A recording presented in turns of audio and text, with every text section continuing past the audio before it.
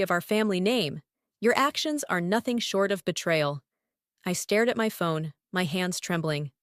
My name is Morgan, and until last week, I was Morgan Fox. Now I'm Morgan Reynolds, my mother's maiden name, and my father can't handle it. The funny thing about betrayal is that it works both ways. I learned that lesson 3 days ago when I discovered the truth about my half-brother Leon's education. All those years when Dad told me he couldn't help with my college tuition, claiming financial hardship, he'd been secretly funding Leon's entire education at Stanford. "Morgan, honey," Mom's voice carried from the kitchen. "Your coffee's getting cold." I walked into our sun-filled kitchen, where Mom stood at the counter, her graying hair pulled back in a messy bun. She'd always made this house feel like home, even after Dad left us for his new family. "He emailed me," I said, sliding onto a bar stool. "He's furious about the name change." Mom's face softened. "Of course he is. Cruz always did think everything was about him. You know what's ironic?" I grabbed my coffee mug, warming my hands around it. "He's calling me the traitor when he's the one who—" My voice cracked. The doorbell rang, interrupting my brewing rant. Mom went to answer it, and I heard Maeve's familiar voice. My half-sister had become an unexpected ally in all this. "Is it true?" Maeve burst into the kitchen, her eyes wide. "Dad's been losing it all morning, saying you changed your name?" I nodded, pulling up the official documentation on my phone. "Already done. The wedding invitations will say Morgan Reynolds." "Oh my God!" Maeve sank onto the stool next to me. "I mean, I get it, especially after what you found out about Leon, but Dad's going to explode at the wedding." "Let him," I said, surprising myself with how steady my voice was. "Abraham supports my decision. He knows everything." Mom returned with a stack of old photo albums. "I found these while cleaning yesterday. Look at this one, girls." She opened to a photo of me at my high school graduation. I remembered that day vividly, how Dad had pulled me aside afterward to explain, again, why he couldn't help with college. "I'm stretched thin, Morgan," he'd said. "You understand, right?" "I worked 3 jobs to put myself through school," I said, touching the photo. 3 jobs, while Leon was living it up at Stanford on Dad's dime. Maeve touched my arm. "I had no idea, Morgan. Neither did Leon. He thought his mom was paying for everything." My phone buzzed again. Another email from Dad. "Your mother put you up to this, didn't she? She's always tried to turn you against me." "He's blaming you," I told Mom, showing her the message. Mom laughed, a sharp, bitter sound I'd never heard from her before. "I never had to turn you against him, Cruz. You did that all on your own." The doorbell rang again. This time it was Abraham, my fiancé, arriving early for our lunch date. He took one look at my face and knew. "What did he do now?" Abraham asked, wrapping an arm around me. "Just more emails. He's convinced Mom orchestrated this whole thing. Because heaven forbid his actions have consequences," Abraham said, making me smile despite everything. Maeve stood up, gathering her purse. "I should go. Dad's probably wondering where I am." She hugged me tight. "For what it's worth, I think you're brave. And Morgan Reynolds has a nice ring to it." After she left, I showed Abraham the photo albums. "Look at this," I said, pointing to another graduation photo. "See how proud he looked?" All while knowing he was lying to my face about money. "The wedding's in 3 weeks," Abraham said quietly. "Are you sure you want to go through with the name change before then? We could wait." I shook my head. "No. I want to walk down that aisle as Morgan Reynolds. I want everyone to know I'm my mother's daughter." Mom wiped away tears I hadn't noticed falling. "Oh, honey." My phone buzzed one more time. Dad again. "This discussion isn't over. We'll talk about this at the wedding." "Yes," I said, deleting the email. "Yes, we will." I looked at Mom, then at Abraham, feeling stronger with them beside me. The name change wasn't just about getting back at Dad anymore. It was about honoring the parent who'd actually been there for me, who'd supported my dreams, instead of just paying lip service to them. "You know what?" I said, closing the photo album. "I think it's time to start planning that father-daughter dance. Or should I say mother-daughter dance? Mom's smile lit up the room, and I knew, whatever storm Dad was planning to bring to my wedding, I was ready for it. Morgan Reynolds was ready for it. I hadn't planned to confront Dad at his office, but after a week of angry emails and missed calls, I needed answers. The gleaming corporate building where he worked as CFO felt colder than I remembered. Miss Fox, Miss Reynolds, his secretary corrected herself with an apologetic smile. Your father's in a meeting, but it's fine, Sandra. I'll wait. I sat in the reception area, watching executives in pressed suits hurry past. 20 minutes later, I heard his voice before I saw him, that familiar authoritative tone carrying down the hallway. Morgan? Dad stopped short when he saw me. What are you doing here? We need to talk. I stood up, keeping my voice steady. About Leon, about Stanford, about all of it. His face hardened. My office, now. Inside his corner office, with its wall of windows overlooking the city, Dad closed the door and turned to face me. This theatrical name change of yours needs to stop. Like you stopped helping me with college? The words burst out before I could stop them. While you were paying every cent of Leon's tuition? That's different. How? How is it different, Dad? Because he's your son and I'm just your daughter? Don't you dare play that card, he snapped. I gave you everything. You gave me excuses. I pulled out my phone, showing him the tuition receipts I'd found. 4 years at Stanford, full tuition, room and board. Meanwhile, I was working at a coffee shop at 5 a.m. before classes, waiting tables at night and delivering packages on weekends. Dad sat heavily in his leather chair. You don't understand the complicated... Then explain it to me. Explain why you lied every time I asked for help. Explain why you watched me struggle while secretly supporting Leon. Your mother, he started. Don't, my voice cracked. Don't you dare blame Mom for this. She remortgaged her house to help me with my last semester. She's the one who showed up to every graduation, every achievement, while you were building your new family. A knock at the door interrupted us. Sandra poked her head in. Mr. Fox, your 2 o'clock is here. Reschedule it, Dad said, not taking his eyes off me. After Sandra left, he leaned forward. Morgan, listen. Leon's situation was different. There were obligations. Obligations? I laughed bitterly. What about your obligations to me? I'm still your father. Are you? Because fathers don't do this, Dad.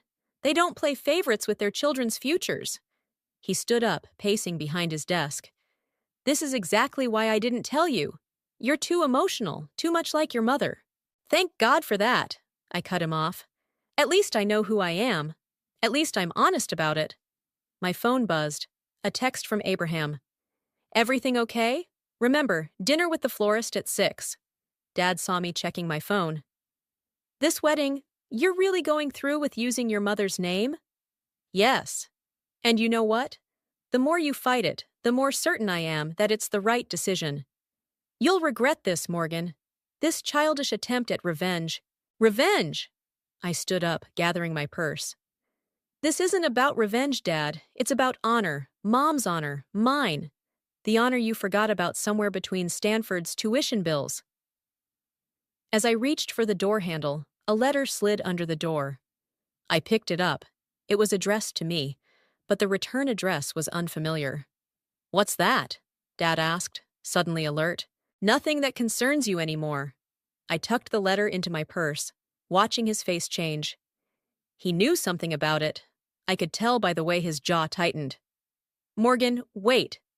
No, I'm done waiting. Done making excuses for you. Done pretending that what you did was okay. I opened the door. I'll see you at the wedding. That is, if you can bear to walk a Reynolds down the aisle. In the elevator, my hands were shaking so badly I could barely press the lobby button. Mom answered on the first ring. How did it go? About as well as expected, I said, fighting tears. But Mom, there's something else. A letter was slipped under his door for me. He reacted weird about it. Come home, she said firmly. We'll open it together. As I walked to my car, I touched the letter in my purse. Whatever it contained, Dad's reaction told me it was important. Maybe even important enough to explain why he'd chosen Leon over me all those years ago. But first, I needed my mother's strength. Because that's what Reynolds women did. We faced things head on, together. And whatever was in that letter, I knew I'd need all the strength I could get. The coffee shop was quiet for a Saturday morning.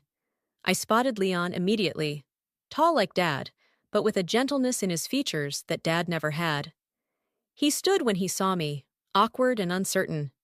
"Thanks for meeting me," he said as I sat down. The letter that had sparked this meeting lay between us on the table. "I almost didn't," I admitted. "But that letter, it changes things." "I had no idea," Leon said, pushing his coffee cup around. "About Stanford, about Dad paying. My mom always said it was her family's money."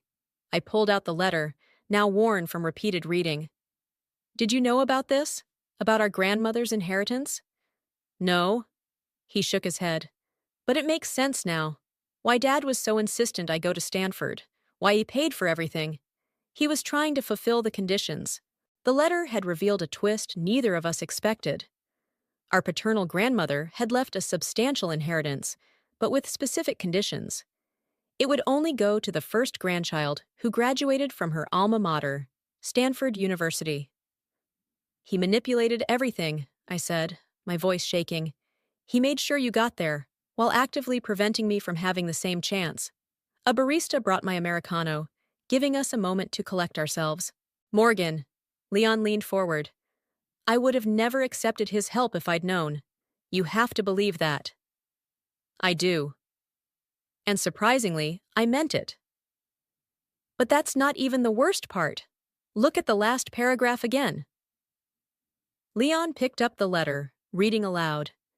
"The inheritance shall pass to the first qualifying grandchild bearing the family name Reynolds, in honor of my beloved sister Margaret Reynolds, who sacrificed everything for my education." "Reynolds," I repeated. "My mother's maiden name. All this time Dad knew. He knew I had more right to that inheritance than anyone, and he deliberately kept me from it." "But why would he?" "Because he couldn't stand the idea of Mom's family name being attached to his mother's money." The realization had hit me like a truck when I first read it. "So he made sure you got to Stanford instead." Leon pushed his coffee aside, looking sick. "I'll give it back. All of it. The money, the trust fund. It's not about the money anymore." I pulled out my phone, showing him the email Dad had sent that morning. "Look what he wrote when I told him I knew about the inheritance." Leon read it aloud. "You were never supposed to find out. Your mother's family doesn't deserve that legacy. I did what I had to do." "He's still trying to justify it," I said. "Still trying to control the narrative." "The wedding," Leon said suddenly. "That's why he's so upset about you changing your name. Because now I qualify for the inheritance anyway." I couldn't help but laugh at the irony.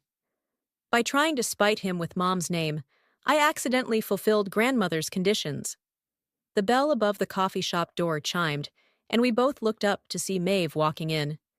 She'd been texting me nonstop since I told her about the letter. "Sorry I'm late," she said, pulling up a chair. "Dad's been impossible all morning. He knows you two are meeting." "How?" I asked. "He saw Leon's calendar when he stopped by the house. He's not taking it well." Leon rubbed his face. "This is such a mess. Morgan, what can I do?"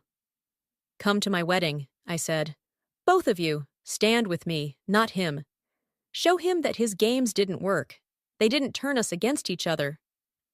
"Of course we'll be there," Maeve said immediately. "Won't we, Leon?" Leon nodded. "Yes. And I'll do you one better. I'll announce at the reception that I'm transferring the inheritance to you. It's rightfully yours anyway." "You don't have to." "I want to." He reached across the table, taking my hand. "Let me fix what Dad broke." My phone buzzed. Another email from Dad. "Whatever they're telling you, don't believe them. Come home. We can sort this out as Foxes, not Reynolds." I showed the email to Leon and Maeve. "He still doesn't get it, does he?" "No," Maeve said softly.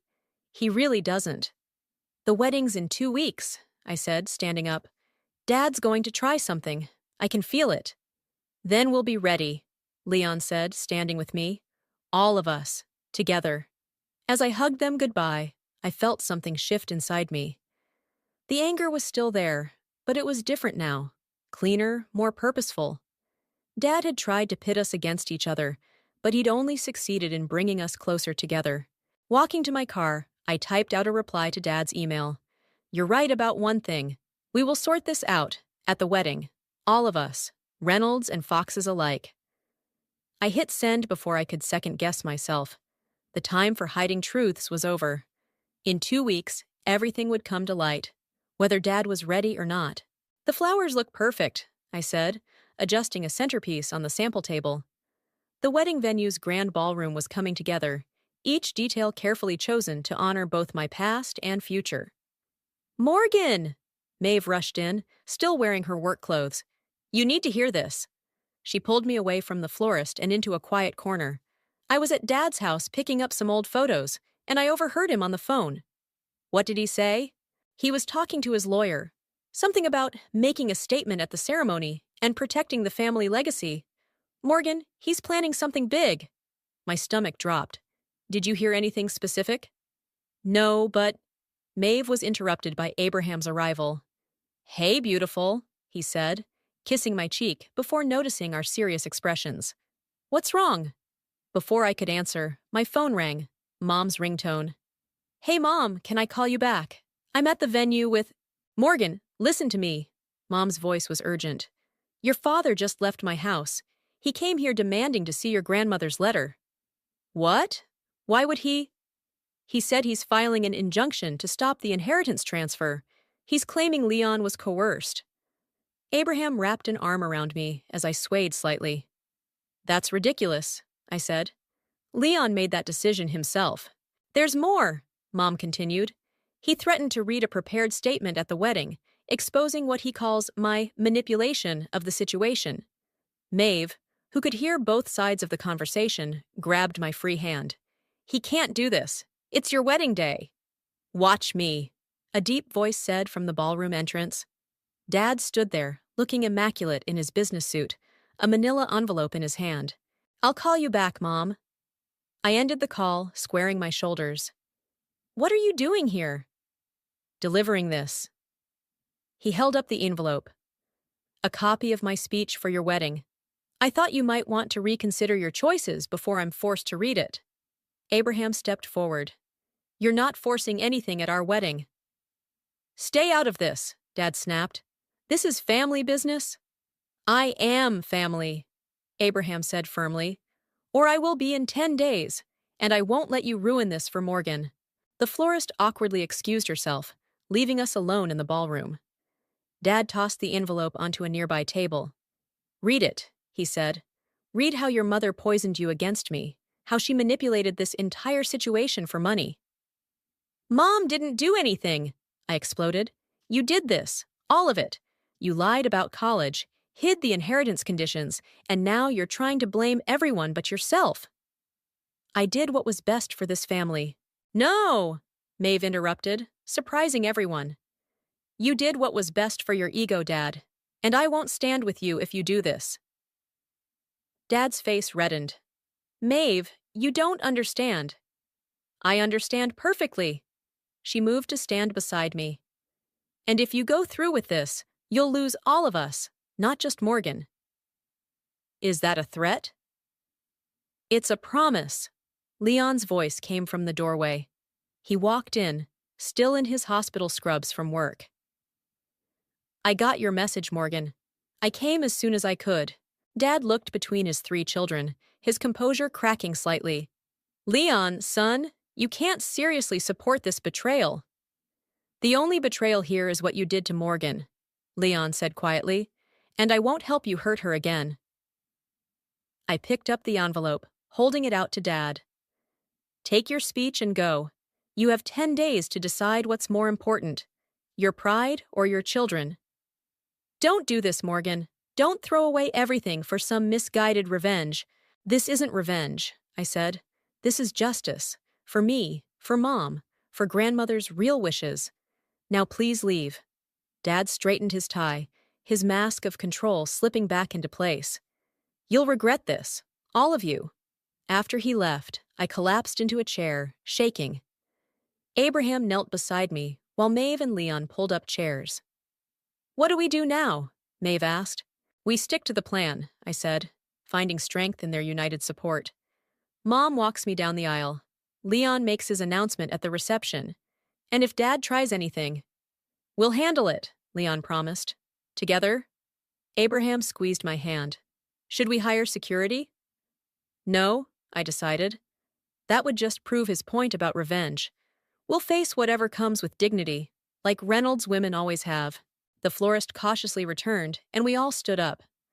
There was still work to do, details to finalize. But looking at my siblings and fiancé, I felt stronger than ever. 10 days, I said. In 10 days, everything changes.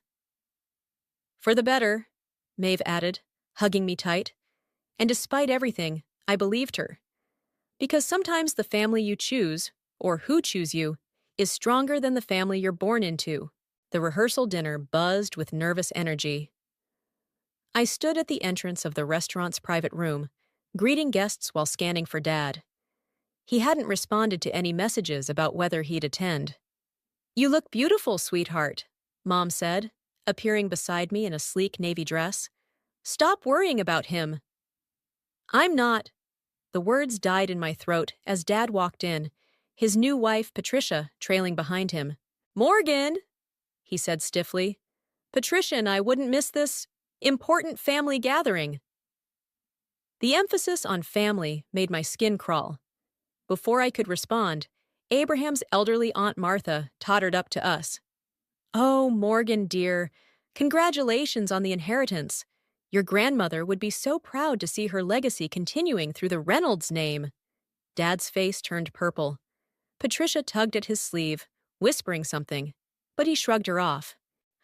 "Actually," he said loudly, "there seems to be some confusion about that inheritance." The room quieted. I felt Mom's hand on my back, steadying me. "Dad?" Leon appeared suddenly. "This isn't the time." "When is the time, son? When you give away your rightful inheritance because of their manipulation?" Abraham stepped forward. "Sir, I respect that you're Morgan's father, but if you can't be civil—" "Civil?" Dad laughed harshly. "Like how civilly they've orchestrated this whole charade. The only charade," Mom's voice cut through the tension, "was you pretending to be a fair father to all your children."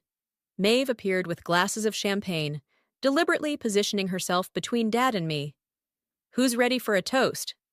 "Excellent idea," Dad said, taking a glass. "I'd like to say a few words about family loyalty." "Actually," Leon interrupted, clinking his glass, "as the best man, I believe that's my job." The guests turned toward Leon, who stood tall and confident. When Morgan asked me to be her best man, I was surprised. We weren't always close. Circumstances and choices made by others kept us apart. But standing here now, I'm honored to call her my sister, to call her a Reynolds. Dad set his glass down with a sharp crack. "Leon, think carefully about what you're doing." "I have, Dad, for weeks." Leon turned to address the room. "Which is why I'm announcing now, officially, that I'm transferring grandmother's inheritance to its rightful recipient, Morgan Reynolds." Gasps and murmurs filled the room. Patricia pulled at Dad's arm again, but he shook her off. "This is ridiculous," he sputtered. "You can't." "Actually, he can," a new voice said. Everyone turned to see an older man in an expensive suit standing in the doorway. "As the executor of your mother's estate, I can confirm that Leon's decision is both legal and binding." "James," Dad said, recognizing his mother's lawyer, "what are you doing here?" "Ensuring your mother's wishes are properly honored," James replied, walking over to me. "Miss Reynolds, congratulations. Your grandmother would have been proud to see her name carried forward by someone who truly understands family loyalty." Dad's face contorted. "This isn't over. I won't let you—" "Let me?" I stepped forward, my voice steady. "You lost the right to let me do anything when you chose deception over honesty, favoritism over fairness. Morgan, no, Dad. You've said enough. Tomorrow is my wedding day. You can either attend as a supportive father or not attend at all. Those are your only options now. The room was silent. Dad looked around, perhaps expecting support, but found none. Even Patricia had stepped away from him. Well, he said finally, his voice cold, I suppose we'll all see tomorrow what kind of wedding this turns out to be. He turned and stormed out, Patricia hurrying after him. As conversations slowly resumed, Abraham wrapped his arms around me. You okay? Actually, yes. I leaned into him, watching as Leon, Maeve, and Mom gathered around us protectively. I really am. James handed me a business card. Call my office next week. We'll sort out all the paperwork then. For now, enjoy your celebration. As he left, Maeve raised her glass again. To Morgan and Abraham. To Morgan and Abraham, the room echoed. Later, as guests began to leave, Mom pulled me aside. I found something in my old papers today. A photo of your grandmother Reynolds, your namesake. She changed her name too, you know, back when women rarely did such things. She showed me the photo on her phone, a strong-faced woman with kind eyes. She would have loved you, Morgan, and she would have been so proud of how you've handled all of this. I hugged her tight, feeling tears threaten. Thanks, Mom, for everything. Get some sleep, she said. Tomorrow's going to be a big day. Looking around the room at my chosen family, Abraham talking with Leon, Maeve helping clean up, Mom's steady presence beside me, I knew she was right. Tomorrow would be big, whether Dad tried something or not. Because tomorrow wasn't just about getting married. It was about claiming my identity, my inheritance, and my future, all on my own terms. The morning of my wedding dawned bright and clear. I sat at my childhood bedroom vanity while the makeup artist worked, watching Mom flip through a worn leather journal. Mom? I caught her expression in the mirror. What's wrong? She closed the journal quickly. Nothing, sweetheart. Just some old memories. Is that grandmother's journal? Maeve asked, walking in with coffee cups. The one you found in the attic? Mom hesitated, then opened the journal again. There's something you both need to see. She turned to a marked page. I found this entry last night. It's about your father. I waved the makeup artist away for a moment and took the journal. The handwriting was elegant but firm. Cruz visited today, asking about the inheritance conditions. He seemed particularly concerned about Monica's family name being included.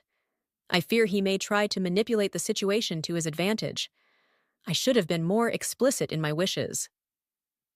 When was this written? I asked, my hands shaking.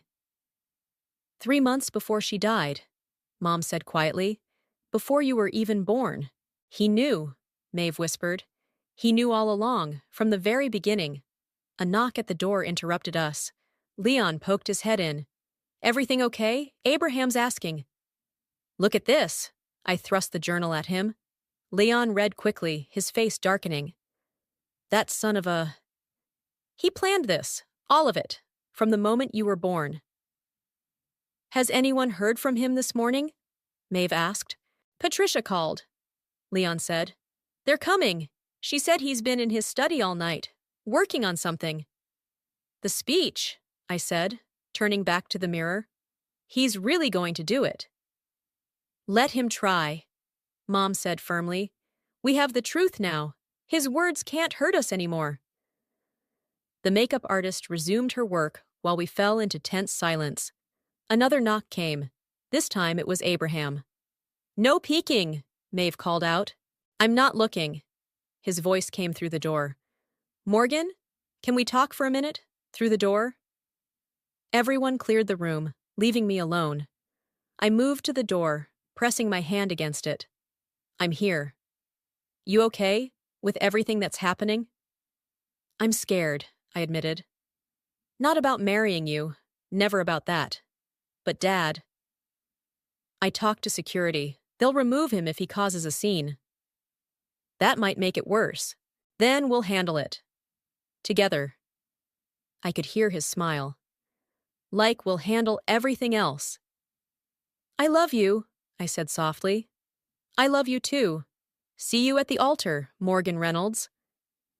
As his footsteps faded, Mom and Maeve returned with my dress. It was simple and elegant, with delicate lace that reminded me of old family photos. Found something else, Mom said, holding up a small blue brooch. Your grandmother wore this at her wedding. It's always been passed down through Reynolds women. As she pinned it to my dress, another knock came. This time it was Patricia. Morgan? She looked uncomfortable. Can we talk? Mom stiffened, but I nodded. Patricia closed the door behind her. Your father, he's not in a good place. The speech he's written, it's cruel, vindictive. I tried to talk him out of it, but he won't listen, I finished. No. She twisted her hands. I'm sorry, for everything, for not seeing it sooner, for not stopping him. It's not your fault. Maybe not. But I want you to know, I won't stand with him when he does this. I can't. Tears threatened to ruin my makeup. Thank you. Patricia hugged me quickly, then left. Mom immediately began fixing my makeup. Well, Maeve said, that was unexpected. Everything about this is unexpected, I laughed shakily. Did you ever think we'd be here, like this? Yes, Mom said simply. From the moment you decided to take back your name, our name, I knew we'd end up here, standing together, stronger than ever. Leon returned with a message from the wedding planner. It was time. Mom helped me with my veil, while Maeve adjusted my train. Ready? Leon asked, offering his arm to escort me downstairs. I took one last look in the mirror. The woman staring back wasn't just a bride. She was a Reynolds, through and through. Whatever Dad had planned, whatever speech he intended to give, he couldn't take that away from me. Ready, I said. As we left the room, I caught a glimpse of Dad arriving downstairs, clutching a folder I assumed contained his speech. Our eyes met briefly, and for a moment, I saw something flicker in his expression. Regret, perhaps? Or recognition of what he was about to lose. But it was too late for regret now. The music was starting, and my future was waiting at the end of that aisle. The wedding march began, but not the traditional one. Instead, the string quartet played my grandmother Reynolds' favorite song, a detail I'd discovered in her journal. Mom took my arm, and we stood at the back of the church. Last chance to elope, she whispered, making me laugh. As we started down the aisle, I saw Dad shift in his front row seat, that folder clutched in his hands. But my eyes were drawn to Abraham, standing at the altar with the biggest smile I'd ever seen. Leon stood beside him as best man, while Maeve waited on my side. Halfway down the aisle, Dad stood up. I object to this farce, he announced loudly. The music screeched to a halt. Mom's grip on my arm tightened. Cruz, she warned. Don't. The ceremony hasn't even started, the officiant said. There's nothing to object to yet. I object to all of it, Dad continued, opening his folder. To this manipulation, this theft of inheritance, this mockery of our family name. Abraham started down the steps, but I shook my head slightly. This was my battle. Morgan, Dad turned to face me. I've prepared a statement explaining exactly how your mother orchestrated this entire situation. No, I said clearly, my voice carrying through the church. You don't get to rewrite history today. I have proof. We have proof too, I cut him off. Grandmother's journal, we found it. The folder trembled in his hands. What? She wrote about you, Dad. About how you came to her, worried about Mom's family name being in the inheritance conditions. How you planned to manipulate everything from the start. Murmurs rippled through the guests. Patricia stood up from beside Dad's empty seat and walked to the back of the church. You don't understand, Dad's voice cracked. I was protecting our legacy. By lying to your daughter? Leon stepped forward. By making her work 3 jobs while I got a free ride? By hiding her birthright? Mom added. The Reynolds name she should have been proud of from the beginning? Dad looked around the church, perhaps finally realizing how alone he stood. I did what I thought was right. No, I said. letting go of Mom's arm and walking toward him. You did what was easy, what fed your ego, and now you're trying to ruin my wedding day because you can't stand that your plan failed. Morgan, I'm not finished. I took the folder from his hands. You have two choices right now, Dad. Sit down and be part of this wedding, or leave. But you will not read this speech. You will not hurt this family anymore. The church was silent. Dad looked at the folder in my hands, then at my face. For the first time, I saw him really see me. Not as his defiant daughter, but as a Reynolds woman standing her ground. The choice is yours, I said quietly, but choose carefully, because this is the last chance you get. Seconds ticked by. Finally, Dad's shoulders slumped. Without a word, he walked down the aisle and out of the church. Patricia followed him. I handed the folder to Mom, who promptly dropped it in a decorative trash bin by the door. A few chuckles broke the tension. Well, the officiant said, shall we begin? Actually, I turned to address our guests. I'd like to say something first. I looked at the faces before me. Abraham's supportive smile, Leon and Maeve's proud grins, Mom's tears of joy. Today isn't just about marriage. It's about family. The one we're born into and the one we choose. It's about standing up for what's right, even when it's hard. My grandmother Reynolds understood that. She wrote in her journal about the power of choosing your own path, your own name, your own destiny. I touched the blue brooch on my dress. This belongs to the Reynolds women, strong women who weren't afraid to stand up for themselves. Today, I stand here as Morgan Reynolds, carrying their legacy forward. And I'm marrying a man who understands and supports that legacy. Abraham's eyes shone with tears. Mom squeezed my hand. Now, I smiled at the officiant, we can begin. The ceremony that followed was everything I'd dreamed of. When Abraham kissed me, the church erupted in cheers. As we turned to face our guests as husband and wife, I saw Leon slip out his phone to check something. He grinned and showed me the screen, a bank notification. The inheritance transfer was complete. Perfect timing, he whispered. Walking back down the aisle, I felt lighter than air. Dad's empty seat didn't matter. His absence didn't diminish this moment. If anything, it proved I'd made the right choice. Because sometimes the strongest family ties aren't the ones we're born with, but the ones we fight for. And I'd fought for mine, every step of the way. The sunset painted the beach in golden hues as Abraham and I walked along the shore of our honeymoon resort. A message from Maeve lit up my phone. You need to see this. She'd attached a photo of a newspaper article. The headline made me stop walking. Local CFO steps down amid family controversy. Dad resigned? I showed Abraham the phone. Keep reading, he said, peering over my shoulder. The article detailed how Dad had left his position, citing personal reasons. But the part that caught my breath was his quoted statement. Recent events have made me reevaluate my priorities and the true meaning of legacy. My phone rang. Mom's face appeared on the screen. Did you see it? She asked when I answered. I'm looking at it now. What happened? Patricia called me this morning. Apparently, after the wedding, your father locked himself in his study for days. When he finally emerged, he'd written 2 letters. One to the board announcing his resignation, and one to us. To us. It just arrived. I haven't opened it yet. I wanted to wait for you. Abraham squeezed my hand. We can fly back early if you want. I shook my head. No, Mom, open it. Read it to me. I heard paper rustling, then Mom's intake of breath. It's different from what I expected. He writes, to my family, all of you.